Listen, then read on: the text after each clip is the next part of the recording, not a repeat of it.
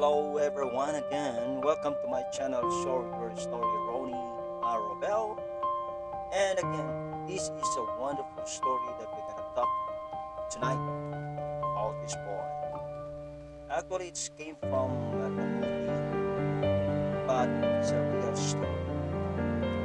And alam nyo, mayroon talaga tayong magpapag ito sa magandang kwento na ating pag-usapan sa gabi. And I'll tell you, it's one of the mention that Tiga. This boy is very talented, but his mother rejected him. This invention. But his mother helped him, convince his father to believe what he got is para nang patunayan niya ang kanyang invention ay totoo, just to provide more products. Yes, and actually it's very simple, but it's great help for all the community. And you know why? Because of a wonderful invention that he got. And you know, now before we go that story is please don't forget to subscribe to this my channel. Of course, click the notification bell. Yes, and come on, like and comment the comment section that according to this video. And one of the great support that if you are always be um, doing something for whatever that we're gonna talk today for the story or whatever that we can help also to my channel about your comments. Well, and one of very interesting is because of the invention of this from this boy. No? At malaking pakinabang po ito sa kahit sino na magkakaroon po talaga ng magandang pamaraan how can we provide or through this invention. Kasi the problem of this community is about lack of water. So the community was dying because of lack of water, and we understand that water is life. So the boy thinking about how they can help to their community. Well, I'm so happy and so excited to share with you, and I hope maybe you're already watching this movie. But I can relate. I can relate about this situation, and this I can say that this real story will I can say this about the power of not giving up. You know why? Because his father did not believe his invention, but his mother helping him to convince his father. So there's the power of not giving up. Wow.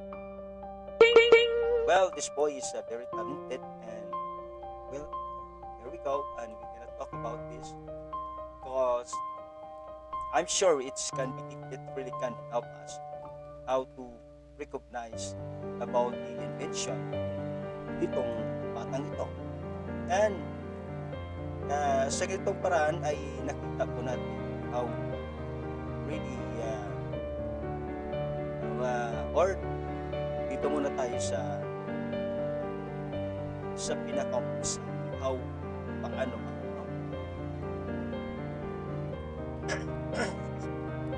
excuse me. So the boy showed his invention to his father. And what is that invention? A very simple steering wheel that can provide water. Oh, how he can do that? Paano nagawa ito ng bata? Makapag-provide tubig pa sa pamagitan po ng steering wheel. Well, and of course, pinakita niya po ang isang pamagitan po ng radio. Okay? At kinuha niya po ang battery kasi hindi makapaniwala ang kanya. So, binanggal niya pong battery, he put away or he took the battery out of the radio, and of course, ano pong ginawa niya?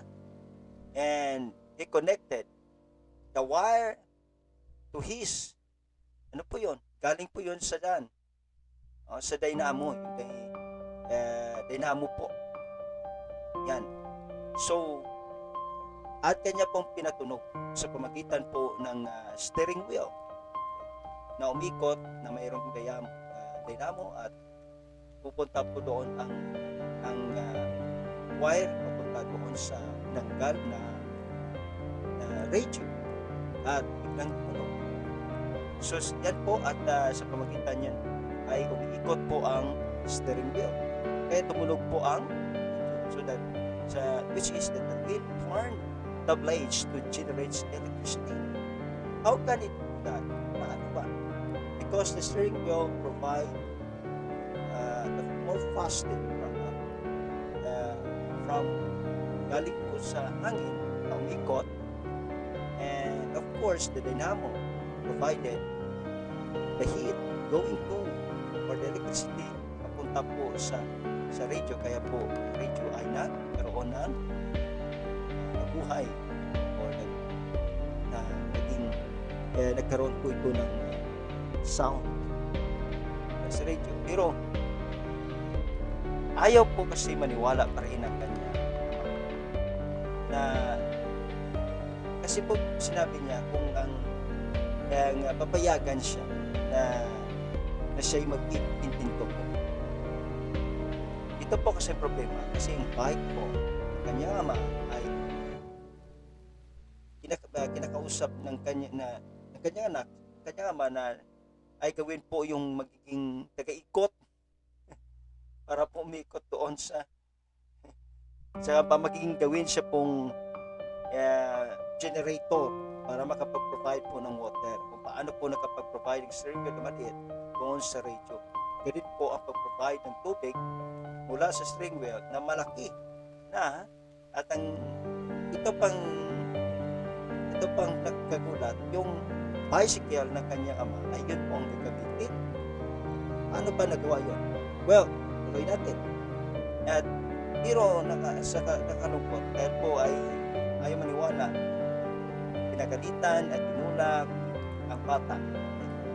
So that's the problem that his father did not accept his plan or invention because the boy his son, wanted to sacrifice the bicycle of his father just to use for the steering wheel to provide water.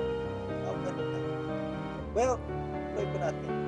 So, yan po at ginawa ng kanyang ama ay palitan ng kanyang anak at sinira yung steering wheel. At posible daw ang mangyayari yan.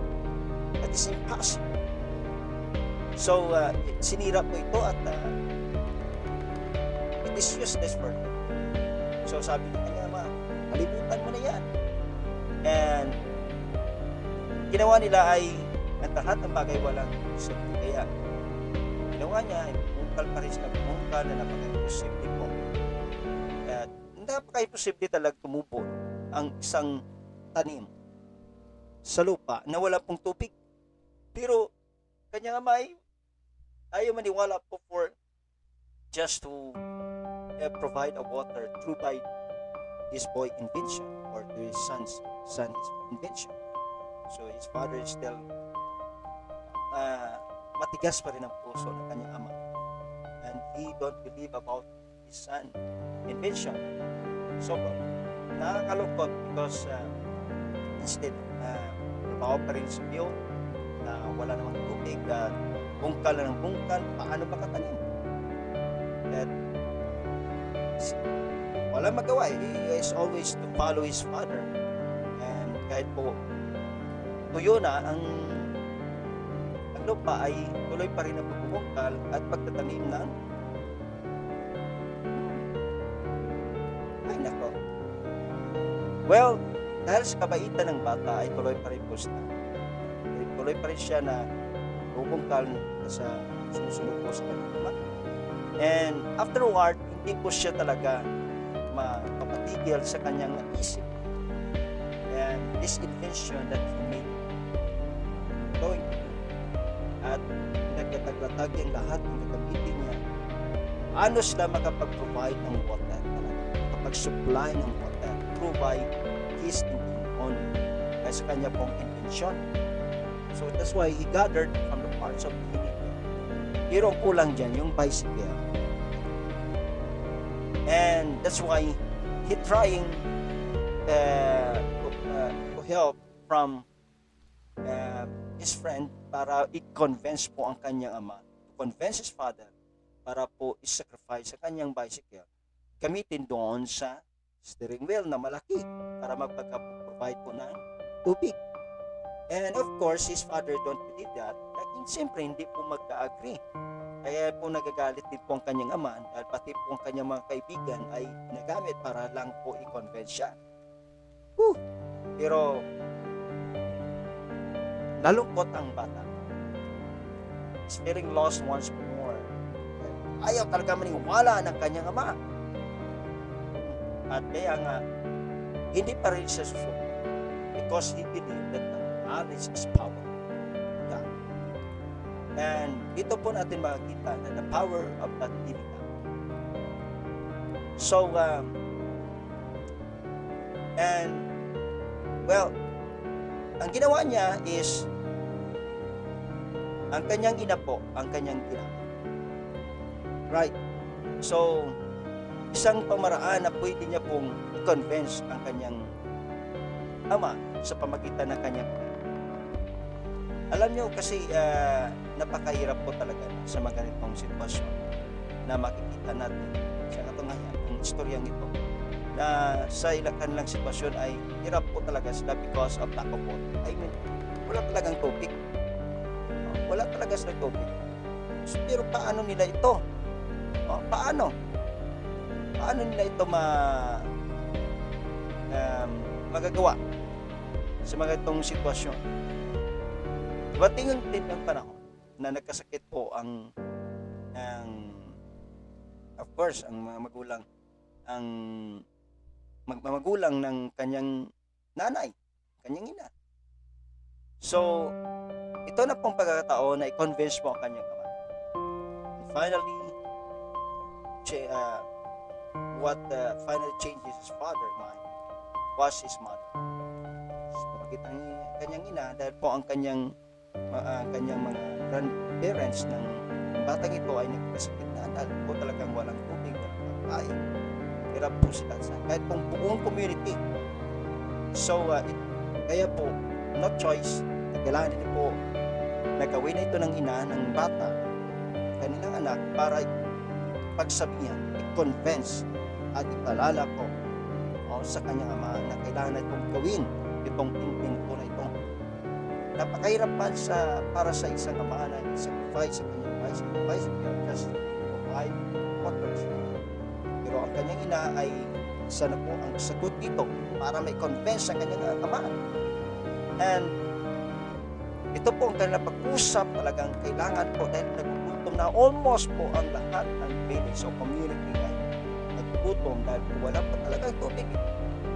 At ito po talaga ang kasagutan ng kanilang ninanais na pamagitan po ng invention ng kanilang anak ay kapag-produce po ng water through by yes, pamagitan po ng anak. Kaya kinausap ng kanyang ina, ng kanyang ama. And of course, his father don't want to sacrifice his body. Because dahil lang po sa invention nito. At napakahirap din po. No? At ginagamit niya rin po pamumuhay niya yun. Well, this part of life na kailangan po mag-sacrifice para lang po ay mabuhay ang lahat. So, sabi niya, he had no hope of surviving. Wala nang iba eh. So yun na po ang kanilang pag-asa ay i-sacrifice pa rin po ang kanyang bike. Bakit bike ba no? Kaya kita ko nag-iisip na, bakit bike? Napakarami naman gagawin. Pero bike eh.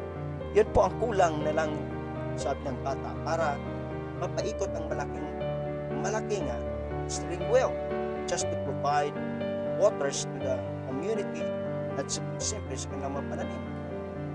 And well, yes, yan sabi nga ng inay, I'm not blaming you. Hindi ka masisisi kung bakit ganyan ka.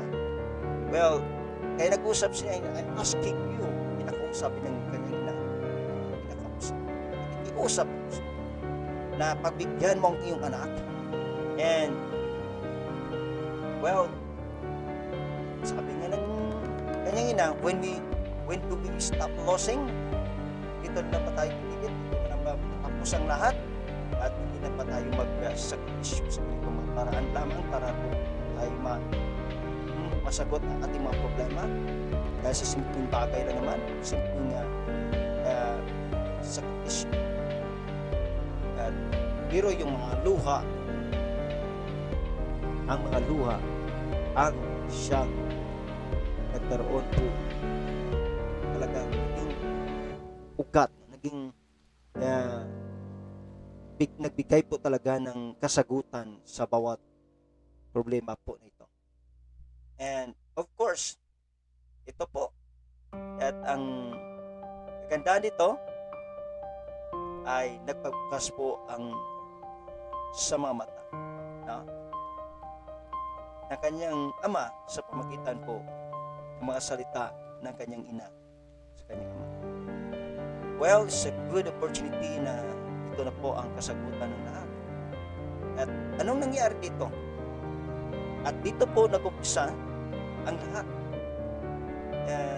Napakaganda po. Dahil po sa ganitong paraan ay naging victorious talaga. At makikita natin ngayon ang mga bagay na dapat maunawaan ng bawat sakripisyo ay mayroon palang kahulugan. Diba? So, ito ngayon, tama talaga, there's a power. There's a power not giving up. Kinausap ngayon ng kanyang ama, ng kanyang anak, kung ano ba dapat na gagawin. So, dito nag-umpisa ang lahat. Simula na nag-umpisa ang mata ng kanyang ama. Ito pinapaganda talaga ng istorya. Sa movie na manood natin. Pero istorya na antik na magbigay po talaga ng kagandahan, the way how can we sacrifice. Pero para po sila at hindi pansan. At doon nag-umpisa, and his father offered to help.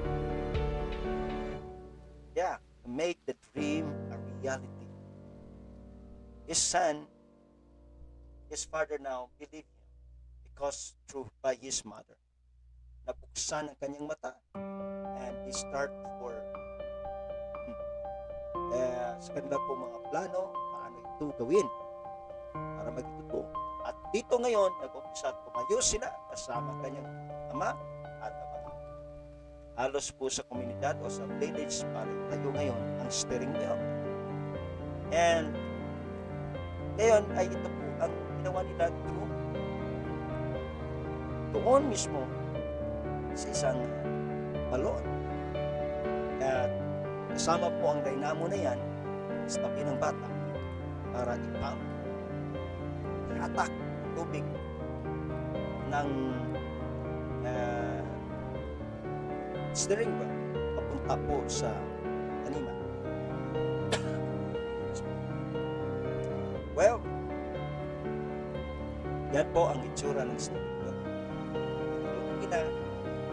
Kasama pong bike niya nakita mo na bakit bike? Kasi yung bike pala na malaki para atake tubig mula sa balon papunta po saan? Noon po sa balon. At yan po nagsimula at lahat mga electricity ikinabit ng tama sa pamaraan para po makapag-provide na tubig. And of course, nahaba pong nangyari yan, kanya po tinitingnan kung umiikot ngayon ang steering wheel sa pamagitan po ng diba? ng dynamo na yan. So ngayon, habang umpisa kasi, pag umikot yung steering wheel, meaning yung dynamo ay iinit yan. Saka yung produce pa siya ng electricity papunta po saan? Doon po sa pump. Nung nilagay po sa tabi ng balon. Ito ngayon, yan po ang natawag natin dynamo to produce electricity going down to the para mag-pump at higop ng tubig. Habang sila ay inaantay, maupo sila, they are waiting something for a miracle. The villagers prepare the fields. Yes, and they believe itong invention nito ay mangyayari po talaga. Habang sila trabaho, yan po ang pump sa tabi ng balon para makapag-produce po ng papunta saan? Doon po saan sila pumupunta. Matapos noon, sound po at sigaw.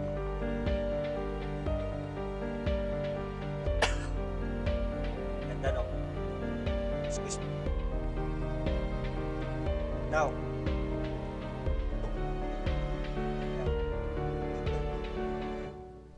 at lahat sila ay nagkulang. Tuwang-tuwa na sumisigaw. Sila ay panalo. Tama nga talaga ang kanyang anak. At tuwang-tuwa na pinuntahan, tinakbuhan ng tubig. Tama nga. Itong planado, invention na tama para sa bata. Mahirap man. Ngunit,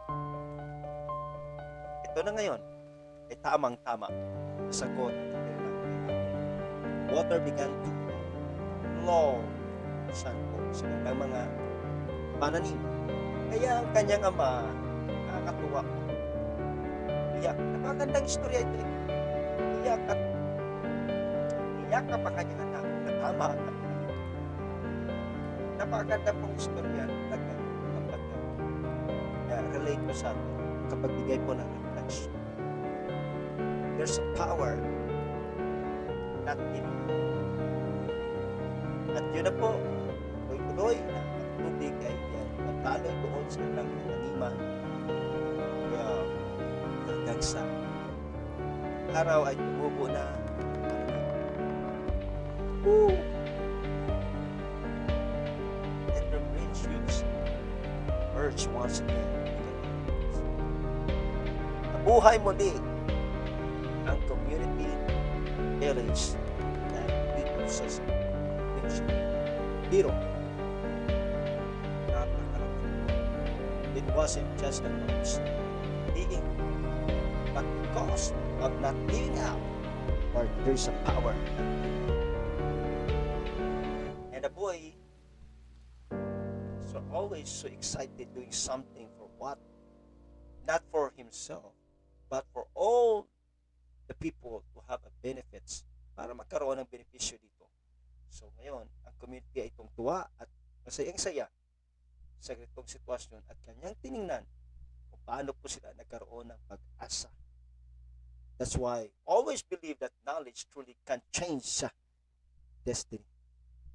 Well, again, dito na lang po tayo at sana po ay malaki po ang nakuha natin at bigyan po tayo ng pagkataon na tayo po ay ang istorya na ito ay sana magkaroon po ng reflection sa ating buhay. Diba? Sana po I hope it would be a great reminders to all of us. The story is always give us to inspire us para po lalo tayong lumaban because there's a power. Yeah. There's a power not giving up. Again, this is your story, Ronnie Harbel. At huwag mong kalimutan mag-like at mag-comment sa comment section. Of course, don't forget to subscribe to my channel, Share Your Story. Thank you for the support. Thank you for everyone always visiting in my channel. Don't forget always my content, Share Your Story, Ronnie Harbel. See you next time for the next story that we gonna talk. Bye bye and God bless you all.